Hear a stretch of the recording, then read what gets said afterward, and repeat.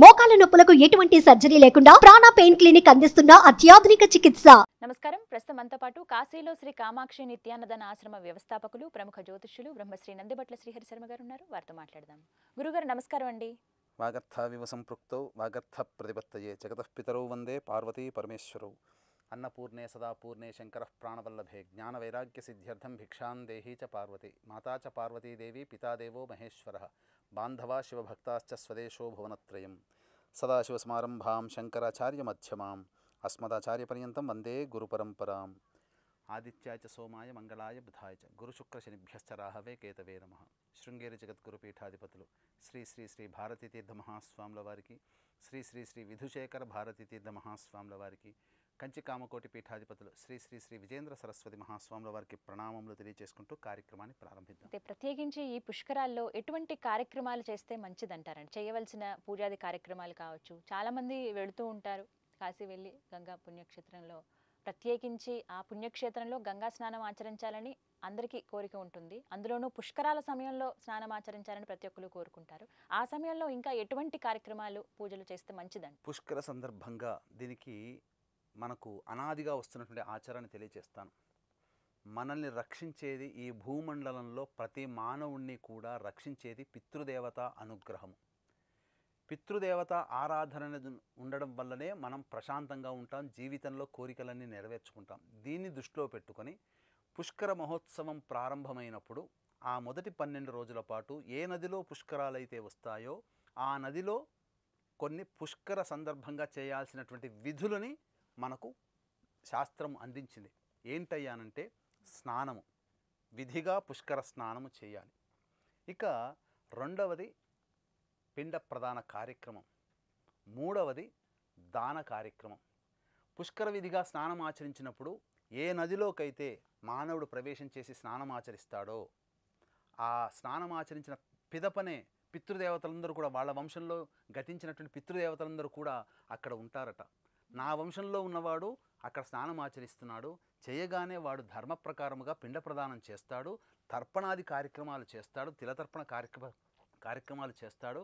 అలాగే వాడికి శక్తి కొలది ఉన్న విధంగా దానాది కార్యక్రమాలు చేస్తారు. ఆ పుణ్యాన్ని మూటగట్టుకొని బాధలు పడేటువంటి నరకంలో ఉన్నట్లయితే బాధా ప్రమాణాన్ని తగ్గించుకుంటాము అనేటువంటి ఆలోచనతో పితృదేవతలందరూ అక్కడ ఉంటారు.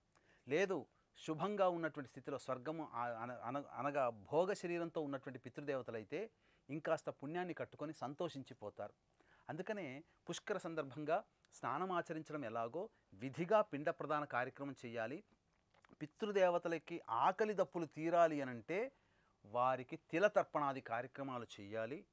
అలాగే వారికి ఉన్నటువంటి దోషము తొలగిపోవాలంటే విధిగా దానం కార్యక్రమం చేయాలి. తిల వస్త్ర హిరణ్య రౌప్య గుడ ఇలా ఏదైనా కానీ ఆ 12 రోజుల పాటు దానాలు చేయ. దీన్ని దృష్టిలో పెట్టుకుని ఏప్రిల్ 22వ తారీఖు నుంచి మే 3వ తారీఖు వరకు ఉన్నటువంటి ఈ పుష్కరాల సందర్భంగా ఆ 12 రోజుల పాటు వీక్షిస్తున్నటువంటి సుమన్ టీవీ ప్రేక్షకులు గమనించుకోవాలి. ఆ 12 రోజుల పాటు విధిగా మీ యొక్క గోత్రనామాలతో అనగా గోత్రనామాదులతో సంకల్పం చేసి గణపతి పూజ చేసి మీ వైపు తండ్రి వైపు 3 తరాలు, తల్లి వైపు 3 తరాలలో గతించిన వారి ఆత్మతృప్తి కోసమే బ్రాహ్మణులని కర్తగా పెట్టి పిండ ప్రదాన కార్యక్రమం, మీ ఇంటి వారి పేరు పేరున గోత్రనామాదులతో తిలతర్పణాది కార్యక్రమాలు చేయించడం జరుగుతుంది. కాబట్టి వీక్షిస్తున్నట్టు ప్రేక్షకులు ఎవరైనా కానీ మీ యొక్క కుటుంబ సభ్యుల, గతించిన వారి కుటుంబ సభ్యుల పిండ ప్రదాన కార్యక్రమం చేయించుకోవాలి. మీరు రాలేని పక్షంలో, ఎందుకంటే ఇప్పుడు ఉన్న ఫలానా కాశీక్షేత్రానికి రావాలన్నా ఇంకెక్కడ రావాలన్నా రాలేకపోతారు. వసతి కావాలి, ముఖ్యంగా సమయం కావాలి. శాస్త్రం చెప్పింది మనం చేయలేకపోయినా బ్రాహ్మణుని కర్తగా పెట్టి చేయించుకోవచ్చు, అందులో సందేహమే లేదు. ఒక వ్యక్తికి అందరూ ఆడపిల్లలే ఉంటారు, లేదా ఒక వ్యక్తికి సంతానమే ఉండదు. మరి వారు గతించిన తర్వాత ఉత్తరక్రియలు ఎవరు చేయాలి?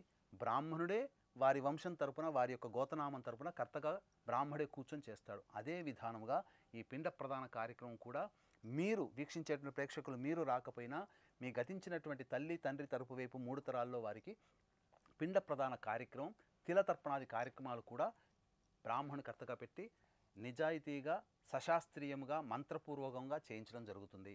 ఇక ఇందులో ఎవరెవరికి పెట్టాలి అన్నప్పుడు చెప్పిన విధంగా ఇటు 3 తరాలు అటు 3 తరాలతో పాటు విద్య నేర్పిన గురువుకి పేరైనా పెట్టవచ్చు. మనల్ని ఆపద సమయంలో ఆదుకున్నటువంటి స్నేహితుడి తృప్తి కోసమే కూడా ఆ యొక్క పిండ ప్రదానం చేయవచ్చు. లేదు మన జీవితంలో మన అభివృద్ధికి కారణమైన వ్యక్తులు ఉంటారు కొంతమంది, ఆ వ్యక్తుల సంబంధించిన పేరు మీద కూడా పిండ ప్రదానం చేయవచ్చు. పిండ ప్రదానం చేసి ఎవరైతే సకాలంలో పిండ ప్రదానం చేస్తారో వారి యొక్క, మనం అనుకుంటుంటాము వీక్షించేటువంటి ప్రేక్షకులు కూడా, దేవతల్ని పూజిస్తున్నాము, చండీ అమ్మవారిని కావచ్చు, ఈశ్వరుని కావచ్చు, అటువంటి అమ్మవారిని పూజిస్తున్నాం కాబట్టే మనము ఈ యొక్క దేవతానుగ్రహంలో మన కోరికలు నెరవేరుతున్నాయని చెప్పి అనుకుంటుంటారు. కానీ తప్పండి. మనము ఈ యొక్క కలియుగంలో మన యొక్క కోరికలు నెరవేరాలి అనంటే పితృదేవతలు సంతోషిస్తేనే మన కోరికలు నెరవేరుతాయి. పితృదేవతల యొక్క ఆగ్రహం కలిగిందా కుటుంబ సభ్యుల మధ్య అవగాహన ఉండదు, విద్యలో ఎంత గొప్ప విద్య ఉన్నా ఉద్యోగం రాదు, సంతానం కలగదు, పెళ్ళిళ్ళు కావు, అలాగే చాలా ఇబ్బందులు పడతారు, చదువుకున్న విద్యకి తగ్గ ఉద్యోగం లభించకపోక ఇబ్బంది పడుతుంటారు, దారిద్ర్యానికి ఇబ్బంది పడుతుంటారు. ఇవన్నీ జరుగుతున్నటువంటి సంఘటనలన్నీ కూడా పితృదేవత ఆగ్రహం వలన కలుగుతాయి. కాబట్టి పితృదేవతల యొక్క అనుగ్రహం కోసమే ఈ యొక్క పిండ ప్రదాన కార్యక్రమం మీరు రాకపోయినా మీ గోత్రనామాదులతో బ్రాహ్మణులను కర్తగా పెట్టి చేయించడం జరుగుతుంది. దుర్మరణం పాలైనటువంటి వ్యక్తుల యొక్క ఆత్మతృప్తి కోసమే కూడా ఈ పిండ ప్రదాన కార్యక్రమం చేయించుకుంటే చాలా గొప్పదిగా ఉంటుంది. కాబట్టి మన హిందూ ధర్మశాస్త్రము ప్రకారము ఆచరించబడుతున్నటువంటి పిండ ప్రదాన కార్యక్రమంలో వీక్షిస్తున్నటువంటి ప్రేక్షకులు ఎవరైనా కానీ ఈ కార్యక్రమంలో తమ గోత్రనామాదులు నమోదు చేసుకోవచ్చు. సామాన్య మానవుడు కూడా పాల్గొనే విధంగా ఈ యొక్క కార్యక్రమ రూపకల్పన చేయడం జరిగింది. అంతేకాకుండా ఈ యొక్క పిండ ప్రదాన కార్యక్రమం సశాస్త్రీయంగా జరుగుతుందని చెప్పడంలో ఏమాత్రం సందేహం లేదు. పుష్కర సమయంలో పిండ ప్రదానం చేసినటువంటి వ్యక్తికి ఆ సంవత్సరం అంతా పిండ ప్రదానం చేసినటువంటి ఫలితాన్ని భగవంతుడు బ్రహ్మదేవుడు ఆ ఖాతాలో వేస్తాడు. కాబట్టి ఇటువంటి అవకాశాన్ని మళ్ళీ మిస్ చేసుకోకండి. పక్కన కనిపిస్తున్నటువంటి నెంబర్లకి కాంటాక్ట్ చేసి పూర్తి వివరాలు తెలుసుకొని మీ యొక్క గోత్రనామాలు నమోదు చేసుకోవచ్చు. అలాగే ప్రత్యేకించి పుష్కరాల సమయంలో అన్నదానం చేస్తే చాలా మంచిదని చెప్తారు కదా గురువుగారు, అంటే విశిష్టత ప్రాముఖ్యత తెలియజేయండి, ఎందుకు అన్నదానం చేస్తే మంచిదో. ఇప్పుడు మనకు నగాయత్ర్యాః పరమంత్ర నమాతు పరదేవత నవరతో ద్వాదశి వ్రత అన్నదాన సమోదాన.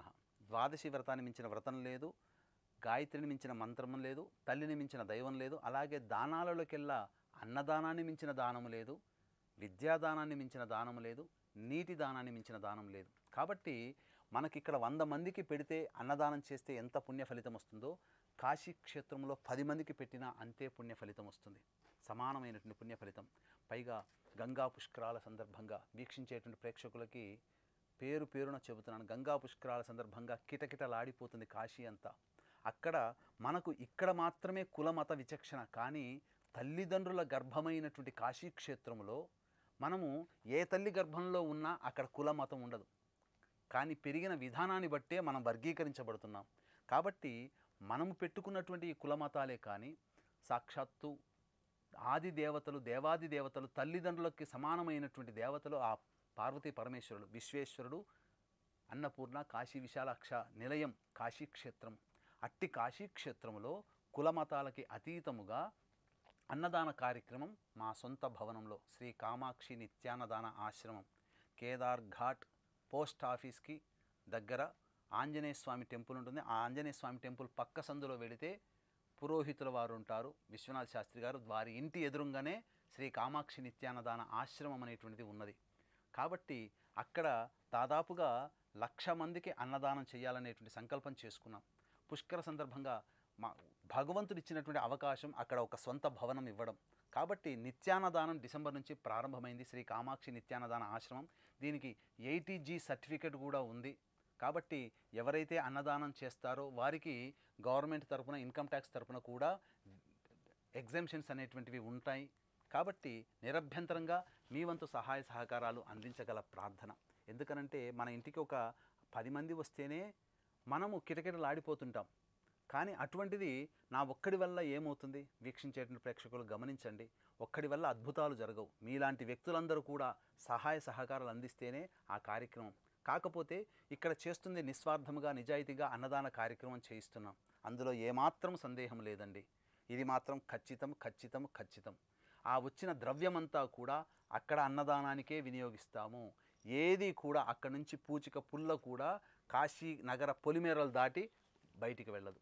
మీరు అందించిన సొమ్ము కాశీ విశ్వేశ్వరుని సాక్షిగా చెబుతున్నాను, ఆ అన్నదానం అక్కడనే వినియోగిస్తాము. ఇంకా వేరే విధంగా వినియోగించడానికి అవకాశమే లేదు. ఎందుకనంటే పాపపంకిలమైనటువంటి ద్రవ్యాన్ని తీసుకునే అవసరమే లేదు. కాబట్టి అది తీసుకున్నామా చోరత్వం కిందికి వస్తుంది. కాబట్టి నిజాయితీగా చెప్పబడుతుంది అక్కడ అన్నదాన కార్యక్రమం మీకు, ఎందుకంటే ఆ ఫలితం మీకు రావాలి. కాశీక్షేత్రంలో పుష్కర సందర్భంగా చేసినటువంటి అన్నదానం విశేషమైనటువంటి ఫలితాన్ని ఇస్తుందండి. అక్కడ వచ్చినటువంటి వాళ్ళకి అన్నదానం చేయడానికి వస్తు రూపేణ, ధన రూపేణ, వీక్షించేటువంటి ప్రేక్షకుల్లో షాపులో ఉన్న వాళ్ళు ఉంటారు, షాపులు నడిపే వాళ్ళు ఉంటారు, గొప్ప గొప్ప బిజినెస్ చేసే వాళ్ళు ఉంటారు, లేదా దయార్ద్రమైనటువంటి హృదయం గలగ వాళ్ళు ఉంటారు. కాబట్టి వాళ్ళందరినీ కూడా పేరు పేరున అభ్యర్థించడం జరుగుతుంది. అన్నదానానికి మీ వంతు సహాయ సహకారాలు అందించండి, పుణ్యాన్ని మూట కట్టుకోండి. ఎందుకనంటే ఈ పుష్కర సందర్భంగా బియ్యము దాదాపు 2000 నుంచి 2500 కిలోల వరకు బియ్యం పడుతుంది. అలాగే కందిపప్పు 250 కిలోలు, నూనె 150 లీటర్లు, నెయ్యి 100 కిలోల వరకు, మినప్పప్పు 250 కిలోల వరకు, అలాగే బొంబాయి రవ్వ, గోధుమ రవ్వ, బియ్యపు రవ్వ ఈచ్ 300 కిలోలు, అలాగే పంచదార 250 కిలోల వరకు పడుతుంది, ఎండుమిర్చి 50 కిలోల వరకు, అలాగే పాలు ప్రతిరోజు వచ్చినటువంటి వాళ్ళకి భోజనాది కార్యక్రమాల్లో పెరుగు వడ్డించాలి. మరి ఆ పాలు దాదాపు 100 లీటర్లు అక్కడ పడుతుంది, రోజుకి 100 లీటర్లు. ఆశ్రమం చిన్నదే, వ్యవస్థ చిన్నదే, కానీ ఆ పుష్కర సందర్భంగా వచ్చినటువంటి తాకిడికి తగ్గట్టుగా మనం వ్యవస్థను ఏర్పాటు చేసుకోవాలి. కాబట్టి ఈ యొక్క అన్నదాన కార్యక్రమంలో మీ వంతు సహాయ సహకారం అందించవచ్చు. సామాన్యమైనటువంటి కుటుంబం, సామాన్య మానవుడిని భగవంతుని ఆశీస్సుల వల్ల అటువంటి ఏదో ఒక గొప్ప సంకల్పం అక్కడ కాశీలో చేద్దామని సంకల్పం చేయడం, ఆ విధంగా నిజాయితీకి మెచ్చినటువంటి ఈశ్వరుడు అక్కడ సొంత భవనాన్ని ఏర్పాటు చేయడం, ఆ దరిమిల ఆ సొంత భవనం నిరుపయోగంగా ఉండకూడదనేటువంటి ఒక సదుద్దేశంతో గత నెల అనగా 2022 డిసెంబర్ నుంచి అన్నదాన కార్యక్రమం, నిత్యాన్నదాన కార్యక్రమం ఏర్పాటు చేయడం జరిగింది. నిత్యాన్నదానంలో సంవత్సరం రాజపోషకులుగా, మహారాజపోషకులుగా, అలాగే సంవత్సరం మొత్తం అన్నదానం చేసే విధంగా, లేదు ఒక రోజునైనా కానీ అన్నదానం చేయవచ్చు. ఈ పుష్కర సందర్భంగా 12 రోజుల పాటు అన్నదానం చేయవచ్చు. లేదా వీక్షించేటువంటి ప్రేక్షకుల్లో మీ పెళ్లి రోజు కావచ్చు, మీ పిల్లల పుట్టినరోజు కావచ్చు, మీ పుట్టినరోజు కావచ్చు, వాళ్ళకి ఈశ్వరానుగ్రహం సంపాదించడానికి ఎన్నో బయట మన ఆనందంగా ఖర్చు పెడతాం. కానీ ఉన్నతమైనటువంటి భవిష్యత్తు దైవానుగ్రహం కావడం కోసం పిల్లల పుట్టినరోజు, మీ పెళ్లి రోజున, మీ పుట్టినరోజున కూడా అన్నదాన కార్యక్రమం అపాత్ర దానం అవుతుంది. కాశీలో చేసింది ఎక్కడికే పోదు. విశ్వేశ్వరుడు 10 రెట్ల ఫలితాన్ని మీకు అందిస్తాడు. ఈ రోజున 5,000 మనకు నోట్లో వెళుతున్నాయంటే మనం చేసినటువంటి పుణ్యఫలము కాదు.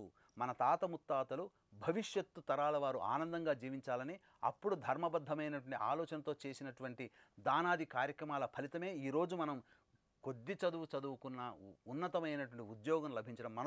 మనకంటే గొప్పగా చదువుకున్న వాళ్ళు సాధారణంగా ఉద్యోగం చేయట్లేరా? సాధారణమైనటువంటి వృత్తిలో ఉండట్లేరా? సాధారణంగా వ్యాపారంలో ఉండట్లేరా? కానీ అదృష్టం కలిసి వచ్చి మన పిల్లలే ఉన్నత ఉద్యోగంలో ఎలా ఉంటున్నారు, అలాగే ఉన్నతమైనటువంటి జీవన ప్రమాణాన్ని ఎలా మనం కలిగి ఉంటున్నామంటే అది మన గొప్పతనం కాదు, తాత ముత్తాతలు చేసిన పుణ్య ఫలితం. మరి మనం భవిష్యత్తు తరాల వారికి ఏం చేస్తున్నాం అనేటువంటిది ఒక్కసారి వీక్షించేటువంటి ప్రేక్షకులు ఆలోచించండి. చక్కగా వివరించారు గురువు గారు, ధన్యవాదాలండి. సర్వం శ్రీ ఉమామహేశ్వర పరబ్రహ్మార్పణమస్తు.